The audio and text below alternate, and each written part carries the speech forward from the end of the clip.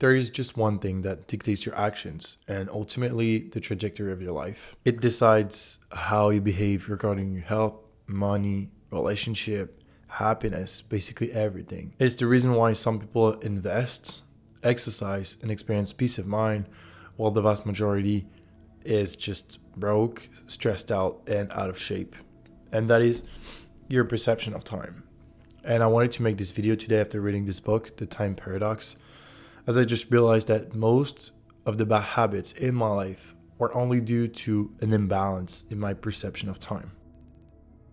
So the reason why you're making poor decisions you're not proud of, and cultivating habits that you know that are bad for you is because you're stuck in a time paradox. It means that your perception of time is dominated by one single perspective, and there's a lack of balance, which leads to unsteady decisions that you probably make in your day-to-day life. You see, there are three different points of view or perceptions, dimensions that you can adopt when it comes to time. You can focus on the past, the present, and or the future. Now, in the book, they talk about it in more depth, and there are other subcategories, such as the hedonistic present, fatalistic present. But for the purpose of our discussion here, I wanted to make it as accessible as possible to not lose you, so I'll keep it simple. So all three dimensions are necessary. They're really important, and they need to be present in your life. But the paradox states that if you're using too much of one dimension, it would then eat the other two. The perfect example of that is during adolescence, because I can testify for that. During my first years of high school, I was way more focused on the present and the past than I was concerned about the future, which is typical for someone that's a teenager, right? And when I say focused on the present, I'm not talking about, living in the moment like some sort of meditation practice, like really enjoying and being present and intentional about your present. I was just trapped in the present because I was terrified of the future and avoiding the past. That led me to not exercise, reduce my sleep, not care about my grades so much, eat like shit. I was just living with a very narrow perspective on the present because my perception of the future was very limited. I couldn't seem to project myself a year or two down the line because that seemed impossible at the time. So the only time dimension I could really focus on was the present moment. And when it's not a choice, when it's just something that has been decided for you because you cannot adopt the other two dimensions, then it's you're in a time paradox. It's not intentional. So that's why when my friends called me to go out, I'd go out regardless of what I had the next day. Like if I had an exam, if I had something that was really important. I didn't mind shrinking my sleep hours to play video games until late at night because, again, this heavy focus on the present was just something that was ruling my life. And that led me to a life full of excess, instant gratification, as you can hear nowadays, and a sense of overwhelming guilt because I just knew that, even at the time, I knew that those choices that I was making, I was not proud of it. And if you're a young adult, this is probably your reality too. Heavily relying on the present moment because you cannot balance it with the future yet, and living in the past doesn't really lead to any growth. Now, a part of the time paradox can also be explained by the way your brain develops. Because the part of your brain that takes care of the planification and the projection in the future, which is the prefrontal cortex, is the part that takes most time to develop. And it's just fully developed around age 25. Under that age, they will tend to heavily rely on the present and not care so much about future consequences. Now, this time paradox doesn't only happen when you're stuck in the present. Some people will experience it because they're stuck in the past or the future in their own lives. Probably know people who are stuck in the past, by the way. Those people, when they talk, the only focus of their discussion, their only purpose when they get together is to reminisce about the whole times and how life was better back then. This is usually the case with older folks who wish they could go back in time to relive their prime time. This is the stereotype of the old fisherman at the bar who's telling everyone about their past but failed career as a, I don't know, baseball player, something like that. Now, finally, even if a minority, there are people who are stuck in the future. They're always doing something not for the sake of it, but for what it could give them down the line. That's the person who's always in their books, working hard to get good grades and, becoming a doctor, a lawyer, or something that takes 8 years of school. Well, all of that while keeping your head on the water. So the bottom line is just that the time paradox can happen in any dimension. You can get stuck in the past, you can get stuck in the present, and you can get stuck in the future. Because again, the trap is to overuse one time dimension and not to balance it with the other two. And if you want to escape it, if you feel like this is the case for you, the first step is to identify which dimension is mainly directing your life at the moment, and then to balance it, which is what we're going to talk about. If you have problems with procrastination, if you're not in shape, if nutrition is a struggle, if scrolling is part of your life and that you don't enjoy doing it, then it's likely that you're stuck in either the past or the present, but that you are not considering your future enough. And now I will develop on that example in particular because that's what I was experiencing myself and that I see most often around me, especially with my clients. So if you're always thinking in windows of 24 hours, the only thing that matters is what happens today or this week, but you have trouble projecting yourself several years in the future, then our problems is that future is not balanced with your past and present perspective. And although some people are going to argue that this is how you live your life, just heavily focus on the present without taking in consideration what's going to happen in the future because you don't have control over it. This is also the reason why those people are cultivating unhealthy habits and they're not usually reaching their long-term goals. Because if you know that fast food, drinking is bad for you and that it shortens your life, you simply won't do it if you adopt a future perspective, as it just doesn't make sense. You know that something is going to probably kill you sooner, but you engage in it. It doesn't make sense, doesn't add up. When you're relying only on the present, you act as if there's no tomorrow. You don't save for the rainy days. You don't make time to exercise because you don't have the time for it and because it's uncomfortable, and you don't make future time for your well-being because, well, it doesn't matter because you're living in the present moment. So you're basically living this life as if there is very little life left for you. But nowadays, life is rather long. Like, thanks to modern medicine and availability to food, this kind of allows us to live until we're 80 or something like that. So only living in the present paradoxically restricts you from living a fulfilled, long, and healthy life. You won't be able to accomplish your goals and great things because living in the present means that you're not going to focus on building skills that are going to benefit you in the future.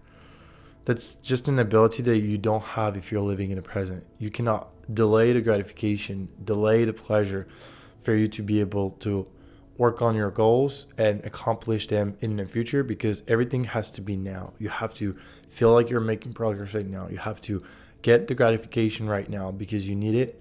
Otherwise, it doesn't matter.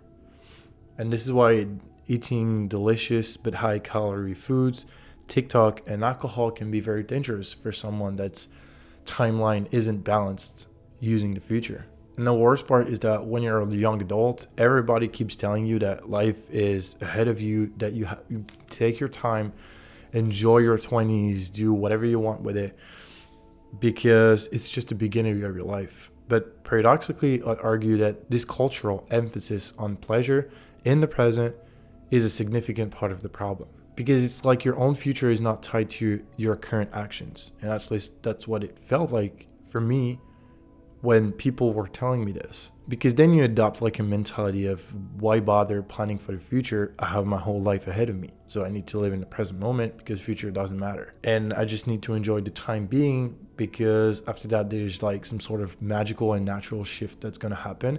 And I'm just going to take care of the future myself. Almost as if one day you just wake up and you're suddenly an adult that starts planning for your own future. But it doesn't work that way. It's not true. And I think that's even a dangerous thing to believe in, because the reality is that at whatever age, wherever you're at right now, whatever journey that you're on, you can be sure of one thing, and that is that the actions that you take in the present, the actions that you will take today, will have a major impact on the future of your life. You should not close your eyes on the future and perceptualize it as this distant thing you're unrelated to. This is why you're making bad decisions in your life. This is why you don't have the body that you want. This is why you don't save enough money for your projects. And this is why you can't seem to master your skills. Because you're probably putting way too much importance on the present and the past and not considering your future enough. But you need to tell your brain and make it understand that you do have some agency over it. Even if you don't have full control of your future, because that's just futile. The actions that you take are going to have repercussions in the future. And if you taking actions right now that are going to benefit you in the future, you're going to be able to claim those benefits, but only later. You're just going to have to wait. And in order to do that, you need to use your past to remind yourself that you have a margin of control over your future. You need to look back at the decisions that you made months or years ago. I don't know, whether it was to enroll in university or to stick to playing tennis. You have to realize that those decisions you made in what is now for you the past have directed what was at the time the future, which is now your present. And the sooner you understand that your timeline is malleable by your actions, the stronger the control you gain over the course of your life. And from there, once you have that insight, the goal is to start shifting your daily time perspective to consider the future more, to put more emphasis on it whenever you're making the most mundane choices.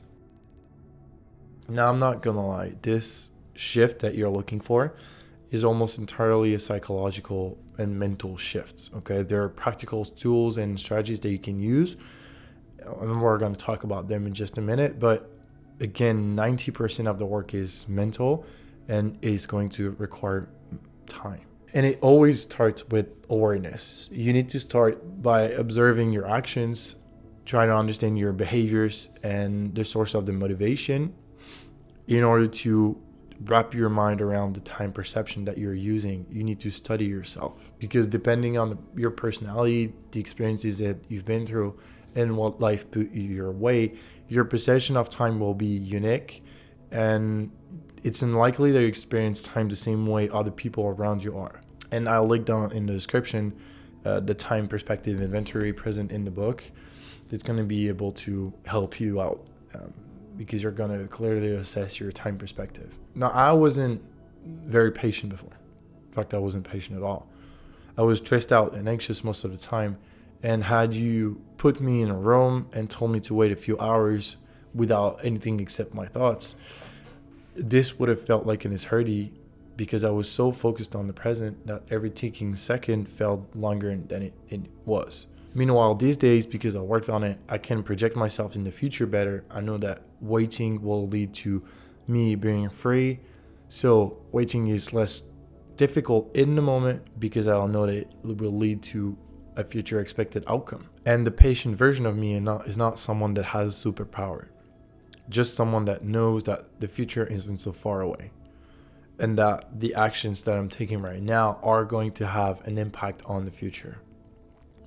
And as I told you before, for me, the most important question is how to become more future-oriented so that you can work on your goals, dreams, and long-term vision that you have for yourself. And I think that shift towards the future is on paper rather simple, okay? I think you need to detach yourself from only living in the present and relying on gratification. Instead, start cultivating the opposite mindset, which is doing things for what you'll get down the line and not for what they're going to bring you in the present. And for that to happen, you need to set yourself a really hard and distant goal and reach it using, medium-term or short-term goals without relying on instant gratification, though. That's really important, because you have to teach your brain to have more consideration for the future because ultimately this is really what's going to lead you to achieve the outcomes that you want. And for that to be possible, you have to be willing to confront yourself to reality and face the truth. Most people either don't know it or are scared of it, but you can find unlimited motivations, drive, and energy in your negative emotions. And this is by far the hardest part of the journey if you want to rebalance your time perspective. This is the start, the beginning. You have to realize and show your brain that the current actions you're engaging in are probably not what's going to get you to real goals and aspirations. Because again, living in the present is great if it's intentional. But the problem is that for most people, it's the trap. They're not intentionally living in the present. It has been decided for them because they're scared of the past and then anxious about the future. And if it's not a choice, then it's a problem. And then it's most likely that you're stuck in the time paradox. But the first step is to realize that the bad habits that you're cultivating are present because you're tied to the present too much. Because if this is your default mode of acting and you cannot feel in control of the future. And this was my reality back then. And swallowing that pill and acknowledging that I was making poor decisions as a result of not having enough perceived control over the future is exactly what initiated the change for me. So as I said, you need one goal, one project. You need to work on something really hard, destined and challenging. The game plan is simple, okay? You need to put yourself up for the test and see if you can reach it. You need to craft your vision of who you want to become and what you want to achieve. And from there, you reverse engineer the first goal, one goal. Again, don't overwhelm yourself because this is going to be overwhelming enough. For most people, it's going to be about their health and more precisely, taking better care of their physical health. Because this is what happened every January 1st, okay? Everyone wants a better physique. Everyone wants to take care more of their health. Everyone wants to start exercising. And this was also the case for me, which I understand, because when I was younger, I was out of shape. I couldn't lift anything. I felt powerless, couldn't run, couldn't do more than 10 push-ups probably, if you'd asked me to. But I was still going out, eating whatever I wanted, scrolling for 3 hours and skipping class in the morning because I was playing too much video games at night. And I couldn't envision a better alternative as, again, my perspective on time was that I only had control over what was happening in the moment. And so when I started to dive into those negative emotions of mainly guilt of not doing things that were making me proud and the things that I really wanted to be involved in, then I started to use this motivation to go to the gym, to push myself, to learn everything that there is about nutrition, to take better care of my sleep, and everything has been incremental and progressive. But you find sustainable motivation in the pain of staying the same, okay? You're not going to find motivation, true motivation, in the quest of novelty and change. And if you want to do the same as me, if you want to reinvent your physique and your health, then I suggest you take a look at Fitness Autonomy, because this is everything I've learned over the course of several years and that I combine and put in one program. So it's easier for you to learn and go through your own transformation as well. I'll put the link in the description. There's a reality is that the goal part is actually not that important, because the more important thing is that you develop emotional resilience and patience to actually get there. Because let's just say that you want to get in amazing shape. You want to reinvent your physique and you bought Fitness Autonomy because you really enjoyed it. The only real thing that's preventing people from reaching most of their realistic but very distant dreams is the inner voice that tells them that they can't do it. It's the voice that's in your head that tells you to stay in front of the TV when you're exhausted and just got back home from work, but that you know it's time for the gym and that you have to do legs. Because you need to learn how not to listen to that voice. And in my case, when I started going to the gym, I remember this consistent voice pattern in my head trying to get me to stop changing and go back to my old routines and patterns. This is the part of you that doesn't want to change. This is the part of you that's fighting the change, that's going to prevent you from reaching your goals. And most of the time, this is the real reason why most people quit and don't end up reaching their goals. All of what you hear around is like, I don't have enough time, I don't have enough money, I don't have enough anything, whatever. Those are excuses that they use to justify their actions. But most of the time, what led to them quitting was this voice telling them that they can't do it. And ultimately, that voice, you have to realize it for yourself, but that voice is internal. And even if it sounds like someone is telling you that you can't do it, that you have to quit, that you're too tired, that you don't have enough money, that it's too painful for you to keep going, then you can still choose to listen to it or not. But you have to know that that voice doesn't have any direct control over your actions. It's really something that you're acknowledging or refusing to listen to. Because at the end of the day, if you want to reach your goals, it's not going to be about big gestures and bursts of motivation that you have every day. It's going to be about small and daily practices which will lead you in the future to a whole different life. That's what Atomic Habits is all about, and this is the most read books in self-help in probably, I don't know, like the 21st century. Because tiny tweaks in your mindset and your behaviors is the most powerful weapon you have to reshape your life. But this is going to take time. So you have to rebalance your time perspective and adopt the future as something that's inherent part of your life, not just something that's going to happen eventually. Finally, the last thing that you need to be aware of is that your perception of time is highly flawed and you're very bad at projecting yourself in the future. I mean, every human is.